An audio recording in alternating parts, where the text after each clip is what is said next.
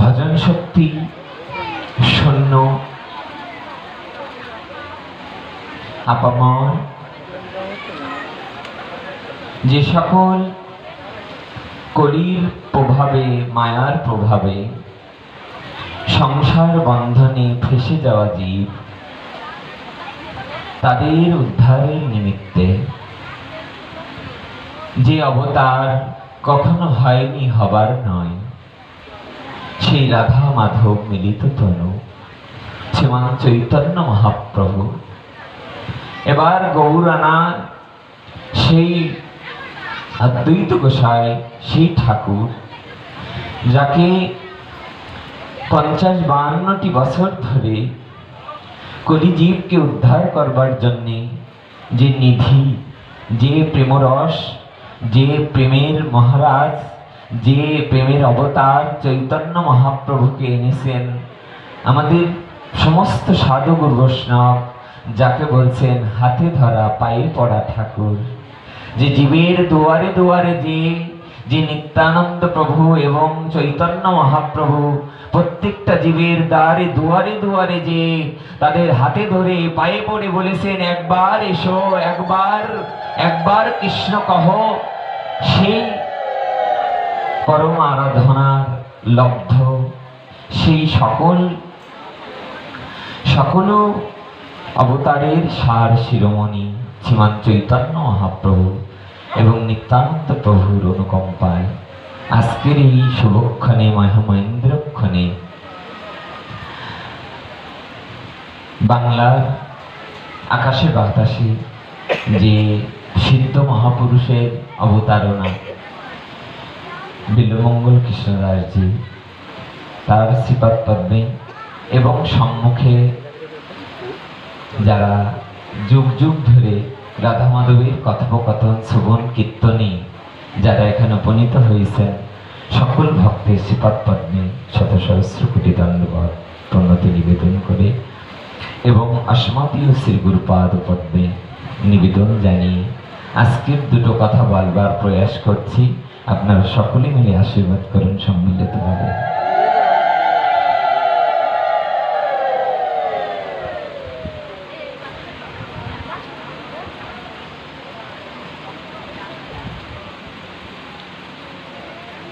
কোন এক মহাজন জিজ্ঞাসা করেছেন ভক্তদের কাছে যে জগতে সব থেকে বড় নেশা কি? প্রত্যুত্তরে অনেকেই উত্তর দিয়েছেন চায়ের নেশা বড় নেশা। তার পাশ থেকে একজন বলছে যে না, তোমার নেশার চেয়ে আমার নেশা আরো বড়। তাহলে কি বলে? আমি তাস খেলি, আমার নেশাটা বেশি বড়। পাশ থেকে আরেকজন উঠে দাঁড়িয়ে বলছে যে চায়ের নেশার চেয়ে তাসের নেশা, এর চেয়ে বড় নেশা হলো মদের নেশা। পাশ থেকে আরেকজন উঠে দাঁড়িয়ে বললেন যে না, এর থেকে গাঁজার নেশা বড় নেশা। পাশ থেকে আরেকজন বলছে যে না, টিভি দেখার নেশা সব থেকে বড় নেশা। এক মহন্ত মহারাজ হুঙ্কার দিয়ে উঠেছে, বলে এই জগতে চায়ের নেশা, টাকার নেশা, মদের নেশা, গাড়ি বাড়ির নেশার চেয়ে বড় নেশা ভগবানের কথা শ্রবণ করার নেশা। একবার যদি কারোর ভগবানের কথা শ্রবণের নেশা জন্মে যায়, এই জগতে যত বড়ই নেশা থাক, তার হরি কথার নেশার উপরে কোনো নেশা হতে পারে।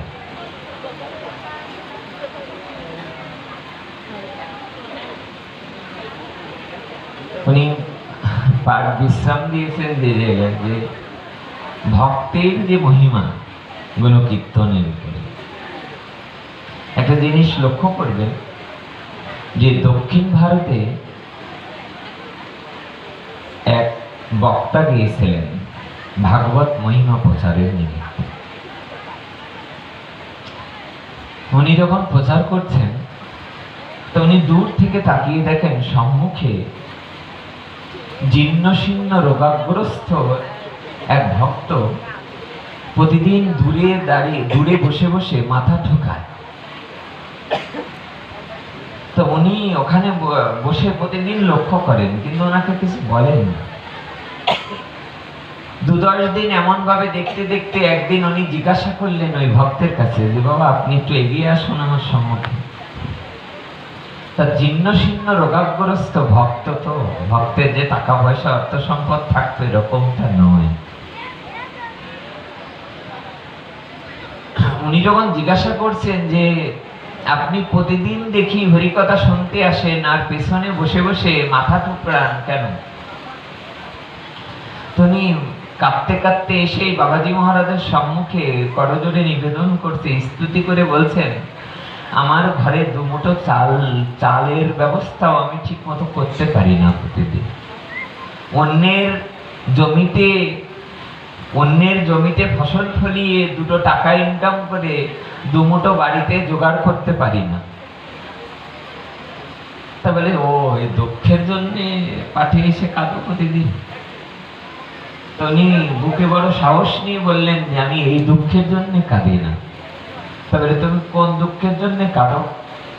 তা বলে বাড়িতে আমার স্ত্রী আছে আর একটা 10 বছরের পুত্র ছেলে আছে আমার, কিন্তু আমার জীবনে একটা বড় দুঃখ রয়ে গেল। আমি পরের জমিতে চাষবাস করে খেলেও আমার একমাত্র ছেলে 10 বছরের ছেলেটা যদি কোনোদিন সাধু সঙ্গ করবার জন্য আমার সাথে আসতো তাহলে আমি সব থেকে বড় খুশি হতাম। তাই এই ব্যথা এই দুঃখ নিয়ে আমি প্রতিদিন ওই দূরে দাঁড়িয়ে দাঁড়িয়ে মাথা কুটি যে যদি কোনোদিন আমি দেখে যেতে পারতাম আমার জীবনে যে আমার একমাত্র বেটা কোনোদিন সাধু সঙ্গ হরি কথা শ্রবণের জন্য আমার সাথে এসেছে। এই কথা দেখুন, যে জায়গায় জানানো সে জায়গা তো জানানো হয়েই গেল। আগে গোবিন্দর কাছে জানাতেন, মাথা টুকরাতেন, আর সাধুর কাছে জানানো মানে কি? যেই না সাধু মহন্তের কাছে জানানো হলো, ঠিক ওই দিন সন্ধ্যায় ওই পুত্র সন্তান এসে মায়ের কাছে বলছে, মা বাবা কোথায়? তা মা তখন বলছে যে তোর বাবা সাধু সঙ্গ করতে গেছে। তো ছেলে তখন জিজ্ঞাসা করছে, মা সাধু সঙ্গ কাকে বলে? তা বলে সাধু সঙ্গ হলো যেখানে ভগবানের কথা অমৃত সুধা কোন ভক্ত পরিবেশন করে আর অনাদিরাদি গোবিন্দের কথা ভক্তগণ শ্রবণ কীর্তন আনন্দে প্রসাদ আদি যেখানে পায় সেখানে সাধু সঙ্গ হয়। মা আমি যাব সাধু সঙ্গে। বলার সাথে সাথে মায়ের গায়ের যে কাপড়টা, বস্ত্রটা ছেঁড়া বস্ত্র, মা কোনোদিন লজ্জায় সাধু সঙ্গে যেতে পারে না। তবু ছেলেটাকে বললেন, তোর বাবার স্বপ্ন মাঝে মাঝে আমাকে চোখের জলে বলে যে আমার ছেলেটা যদি আমার সঙ্গে হাত ধরে একটু সাধু সঙ্গে যেত। মায়ের আর ঘুম হচ্ছে না, বাবা কখন বাড়ি আসবে, ছেলের বাবা কখন আসবে। রাত দুপুরে সাধু সঙ্গ করে বাবা যখন বাড়ি ফিরছে, চোখের জলে কাঁদতে কাঁদতে স্বামীকে দিয়ে হাত ধরে বললেন, ওগো তোমার সারা জীবনের স্বপ্ন বাড়ির একমাত্র পুত্রটা যেন কৃষ্ণ ভক্ত হয়। তা আজ অভাবনীয় এক ঘটনা, তোমার ছেলে আমাকে এসে আঁচল ধরে বলছে, মা বাবা কোথায়? তা বলতে তোর বাবা সাধু সঙ্গ করতে গেছে। আমি বললাম, তা বলে তোমার ছেলে বলেছে আমায় নিজ মুখে যে আগামীকাল থেকে তোমার ছেলে তোমার হাত ধরে সাধু সঙ্গ করতে যাবে। শোনার সাথে সাথে বাবার চোখে জল, সারা রাত ঘুমায়নি। আমি হিন্দিতে এই পাঠটা শুনেছিলাম বৃন্দাবনের এক মহন্ত মহারাজের কাছে। তাহলে ও দেশে তো ছেলেকে বেটা বলে। তখন পরের দিন সকালে বলছে, বেটা मेरा साथ तुम हरिबासर जाओगे? তো ছেলে তখন বলছে যে বাবাকে তখন বলছে যে হ্যাঁ বাবা আমি আপনার সাথে সাধু সঙ্গে যাব। তো সারাদিন পরে সন্ধ্যায় যখন সাধু সঙ্গে যাবে, মা সুন্দর করে মালা তিলকে চর্চিত করে দিয়েছে। অলঙ্কার মানে বেশভূষা, মালা তিলক তার বসনাদি। এ সংসারে যারা ভোগ করে তাদের বদনটা দেখলে যেমন ভোগী চেনা যায় না, তেমনি যারা ভোগ করে নাই, যারা সন্ন্যাসী অথবা নিরন্তর যারা ভগবত সেবায় মেতে থাকে, দেখুন অনেকেই আছে সংসারে ভোগ করে। আমি দাদার কাছে জিজ্ঞাসা করছি একদিন বিলমদার কাছে, যে আপনি বাড়িতে থেকে এত বড় একটা ব্যাপার, আজ 30-35টা বছর সাধু সঙ্গ করে যাচ্ছেন, এত পাণ্ডিত্য কি করে আসে? উনি আমাকে প্রত্যুত্তরে বললেন, একদিন বললেন, মাস্টার অবাক হয়ে যাবে যে 32-33টা বছর জীবনে কখনো ঘরের তলে মাথা দেই নাই, সারাটা রাত সাধু সমাজের জন্য, সাধু সঙ্গের জন্য জীবনটা অতিবাহিত করে দিয়েছি। তাই এ জগতের কোন ভক্ত যদি গোবিন্দ পানে এক পা এগিয়ে দেয়, আমার ভগবান তার জন্য 1000 পা এগিয়ে দেয়। তো ছেলেটা যখন এমন মালা তিলকে, এমন বহির্বাস সুন্দর করে মা সাজিয়ে দিয়েছে, দেখে যেন মনে হচ্ছে আজান লম্বিত ভুজ কনকাবদাত সংকীর্তনৈক পিতর কমলায় তাক্ষ বিশ্বম্বর দ্বিজবর যোগ ধর্ম পাল বন্দে জগৎ প্রিয় কর করুণায় অবতার। বলে চৈতন্য মহাপ্রভুকে দর্শন করার সাথে সাথে এ জগতের ভক্তের যেমন ভববন্ধন মুক্ত হয়ে যেমন শ্রীপাদ পদ্ম দর্শন পায়, ওই ভক্তের দিকে তাকালে যেন বাবার চোখ দিয়ে অটোমেটিক্যালি জল চলে আসে। বাবা বলছে, বেটা তুমি যখন প্রথমবার পেহেলি বার, আমি তো অত ভালো বুঝি হিন্দি বলতে পারবো না, উনি পাঠক ঠাকুর বলছে যে পেহেলি বার তুমি যখন প্রথমবার আমার সঙ্গে হরি কথা শুনতে যাচ্ছ, তোমাকে তো আমি হাতিয়ে নিয়ে যেতে পারি না সাধু সঙ্গ করতে, আমি আজ বাবা হয়ে তোমাকে কাঁধে ঝুলিয়ে হরি কথা শুনতে নিয়ে যাব। ছেলেটা কাঁধে উঠেছে বাবার, বাবার মনেও আনন্দ হচ্ছে, ছেলের মনেও আনন্দ হচ্ছে, বাবার চোখ দিয়ে ঝরঝর করে জল ঝরছে। ছেলেটা উপরের থেকে বলছে, বাবা তুমি কাঁদছো? মনে মনে বলছে, বাবা এ জগতের চাওয়ার মতো তেমন কিছু তো চাইনি, সাধুগুরু মহন্তের কাছে প্রণাম জানিয়ে একটা জিনিস নিবেদন করেছি, যদি দুবেলা দুমুঠো অন্ন নাও জোটে, তবে আমার পুত্রটা যেন আমার হাত ধরে একটু সাধু সঙ্গ, একটু নিতাই গৌড়ের কীর্তনাদি শ্রবণ করে। মনে মনে বলছে, এক পায়ে 2 পায়ে সাধু সঙ্গে প্রবেশ করেছে। আর সেদিন আলোচনাও হচ্ছে রাধা তত্ত্ব, যে রাধা রানীর মহিমা শ্রবণ করে জগন্নাথ বলরাম সুভদ্রা যে মহিমা কলিযুগে রূপায়ণ হয়েছে, রাধা রানীর কথা শ্রবণ করতে করতে গোবিন্দ আমার ঠুটো হয়ে যাচ্ছেন, হাতগুলো ভিতরে প্রবেশ করে যাচ্ছে। সেই রাধা তত্ত্ব যখন আলোচনা হচ্ছে সেই আসরে, আর ঈশ্বরে কৃপালে সহিত যাহারে, সেই তো ঈশ্বর তত্ত্ব বুঝিবারে পারে। এ জগতে যার ভগবানের কথা অমৃত সুধা প্রবার তো শক্তি নেই বুঝবার। যদি কারোর মহন্ত কৃপা হয়, যদি কারো সাধু কৃপা হয়, গুরুদেবের করুণা হয়, গোবিন্দ কৃপা হয়, তবে না বোঝা যায়। তো সাধুর কৃপায় রাধা তত্ত্ব যেই মাত্র কর্ণ দিয়ে হৃদয়ে প্রবেশ করেছে, একমাত্র পুত্রটা ঝরঝর ঝরঝর করে চোখের জল ঝরছে।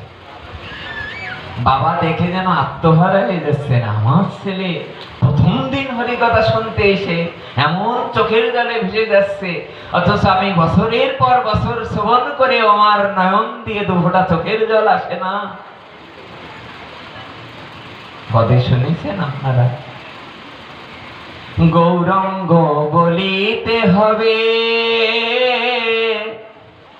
পুলক শরীর, হরি হরি বলিতে না অনে ববেনি। বলে কবে আমার সেদিন হবে যেদিন গৌরঙ্গ বলিতে আমার শরীর পুলকিত হবে আর আমার নয়ন দিয়ে জল আসবে। বাবা তাকিয়ে তাকিয়ে দেখছে, প্রথম দিন হরি কথা শুনতে এসে ছেলের চোখ দিয়ে ঝরঝর ঝরঝর করে অশ্রু পড়েছে। বাবার আর আনন্দ ধরে কি, বাবা পাঠ বিশ্রাম হলেন, সাধুর চরণের কৃপা পেলেন, দুজনে মিলে প্রসাদ আদি পেলেন। বাবা ছেলের হাত ধরে বাড়ি নিয়ে যাচ্ছেন ছেলেকে। কি আশ্চর্য উত্তর দিলেন, এই কথাটা বলবার জন্যই আমরা এতটুকু প্রবেশ করলাম। দেখো মা, ভক্তের হৃদয় বুঝতে পারা এটা বড় অদ্ভুত ব্যাপার। ভক্তের হৃদয় বুঝতে পারা বড় অদ্ভুত ব্যাপার। আমরা প্রসঙ্গ ক্রমে গতকাল একটা আলোচনা ক্রমে আমরা এক জায়গায় আলোচনা করছিলাম, ভক্ত সুরদাস বৃন্দাবনে এক খানার মধ্যে পড়ে গিয়েছে, জন্ম অন্ধ। সুরদাস যখন খানার মধ্যে পড়ে গিয়েছেন, গোবিন্দের অন্তরে ব্যথা লাগছে, কারণ ভক্তের কষ্ট ভগবান কখনো সইতে নারি। এই জগতে ভগবান দুটো জিনিস সহ্য করতে পারে না, একটা হলো ভক্তের অহংকার, আর দ্বিতীয় হলো ভক্তের কষ্ট, চোখের জল। এই দুটো জিনিস ভগবান সহ্য করতে পারেন। তা সুরদাস 2-3 দিন ধরে প্রসাদ পায় না, অন্ধ ভক্ত। সে যখন খানার মধ্যে পড়ে গিয়েছেন, শ্রী গোবিন্দ সে দুটো বাহু তুলে সে সুরদাসকে বলছে, সুরদাস উঠে এসো। সুরদাস সুরদাস বলছে, তোমার কণ্ঠ কেমন আমার পরিচিত মনে হচ্ছে কেন? গোবিন্দ বলছে যে আমার কথা তোমার পরিচিত মনে হোক আর যা হোক, আগে তুমি এই দুধটা পান করো। আজ 2-3 দিন তুমি প্রসাদ পাও না, কিছু গ্রহণ করো নাই। সুরদাস বললে, আপনি কি করে জানেন যে আমি আজ 2-3 দিন প্রসাদ পাই না? অন্তরালে গোবিন্দ বলছেন, বৃন্দাবনে এসে এই জগতের কোন ভক্তরা অনাহারে থাকে না, রাধারানীর কৃপায় তার প্রসাদ আমি জুটিয়ে দিই। গোবিন্দ বলছেন, সুরদাস তুমি উঠে এসো। বলে, উঠে আসবো যদি তুমি বলো আগে তুমি কে।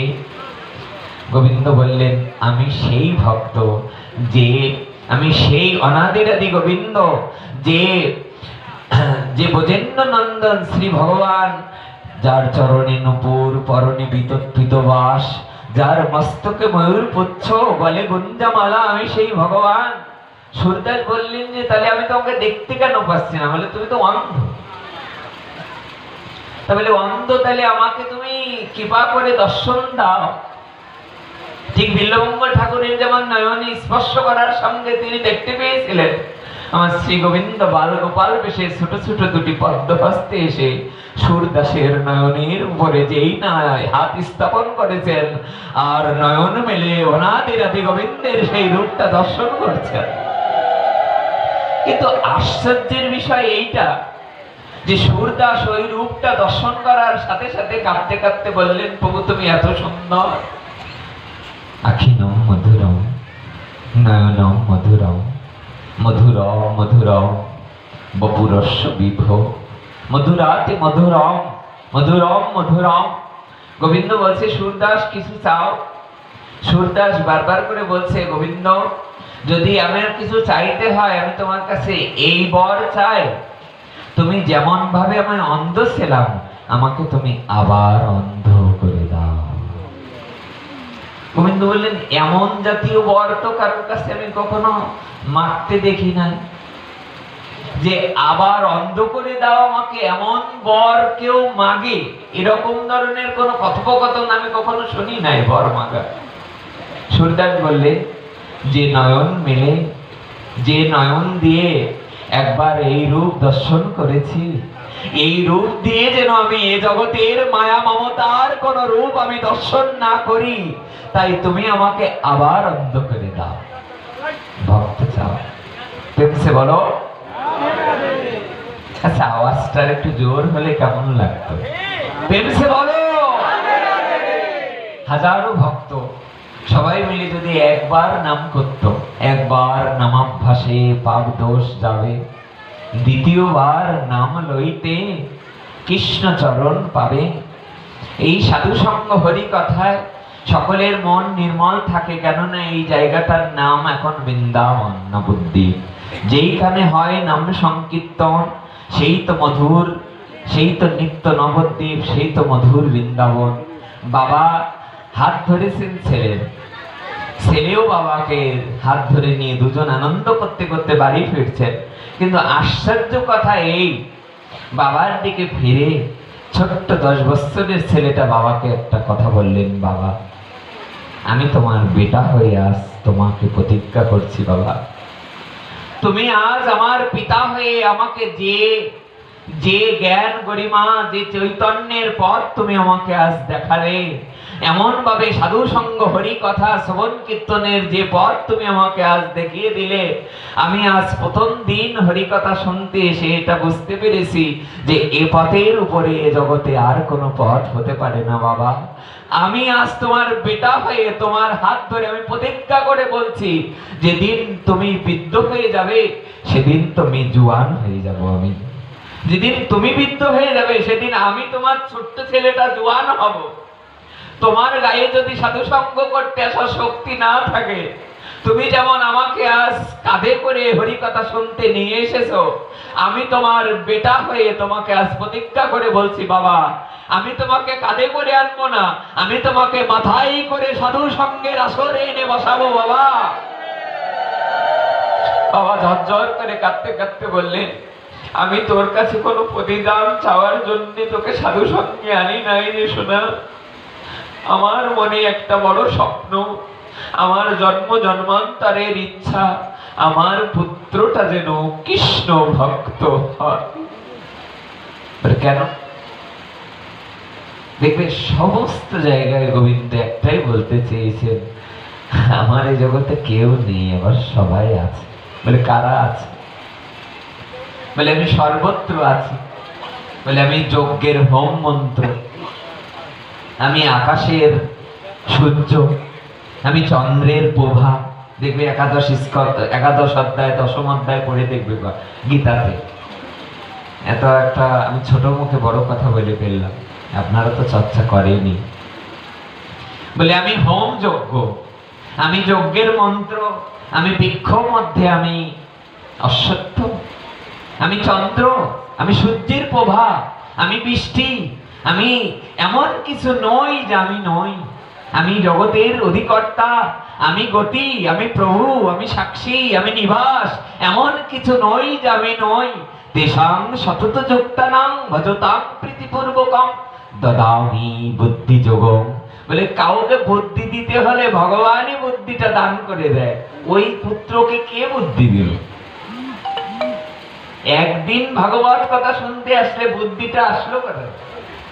বলে বুদ্ধি আর কোথাও থেকে আসে নাই, আমার অনাদিরাদি গোবিন্দ তিনি নিজ মুখে নিজ বদনে আস্বাদন দিচ্ছেন কুরুক্ষেত্রের সমর অঙ্গনে। তিনি অর্জুনকে উপলক্ষ করে বলছেন, হে অর্জুন, তুমি তুমি বারবার শ্রবণ করো, বারংবার শ্রবণ করো। মচ্চিত্তা মদ্গত প্রাণা বোধয়ন্ত পরস্পরম কথয়ন্তস্য নিত্যং তুষ্যন্তি চ রমন্তি চ। এ জগতের যে ভক্ত আমাগত প্রাণ, আমাগত মন, যার চিত্ত আমাগত, অর্থাৎ যে ভক্ত জগতের সবকিছুকে উপেক্ষা করে একবার আমাগত প্রাণ হয়েছে, এ জগতের ভক্ত তার আর চায়ের নেশাও ভালো লাগে না, তার আর টিভি দেখার নেশাও ভালো লাগে না। দেখবে মৎস্যকে যদি তুমি ঘির মধ্যে রাখো, মাছ কখনোই খুশি হয় না, হয় কি? মাছকে যদি কেউ ঘিয়ের মধ্যে রাখে, বলে মাছ তো জলের চেয়ে ঘিয়ের দাম বেশি, তাহলে যতই মাছকে ঘিয়ের মধ্যে রাখো মাছ কখনোই খুশি হয় না। আর মাছকে যদি তুমি ঘোলের মধ্যে রাখো, দুধের মধ্যে রাখো, মাছ কখনোই খুশি হয় না। কিন্তু মাছকে জলের মধ্যে রাখলে মাছ বড় খুশি হয়ে যায়। তেমনি এই জগতের ভক্তকে যতই তুমি টিভির পর্দার সামনে রাখো, যতই তুমি নাচ গান বিভিন্ন জায়গায় লোক সমাবেশের মধ্যে রাখো, এ জগতের মাছের মতো সে যেমন দুধ ঘির মধ্যে থাকবে না, তেমনি এ জগতের যারা ভক্ত হয় তারা নাচ গান টিভি সিরিয়ালের পর্দায় থাকে না, তারা সাধু সঙ্গ হরি কথার মধ্যে থাকতে তারা পছন্দ করে। তাই যদি না করবে, তাহলে ভাগবতে কখনোই বলতেন না ভগবান যে শুশ্রূষু সদ্য ধানস্য বাসুদেব কথা রুচি। আমি একটা জিনিস অবাক করি দাদা, যে আজকে আমরা মোটরসাইকেলে আসছি, আমার আসতে আসতে একটু দেরি হয়ে গেছে। অনেক দিন হলো সাধু রূপায়ণ করেছেন, কখনো নিজে লিখেছেন, কখনো ভক্তদের দ্বারা লিখেছেন। ভাগবতে দেখবেন এত সুশৃঙ্খল সুন্দর একটা শ্লোক আছে প্রথম অধ্যায়ে, সুখদেব গোস্বামীপাদ বলছেন যে হে পরীক্ষিত, ছিন্নতাং সকথা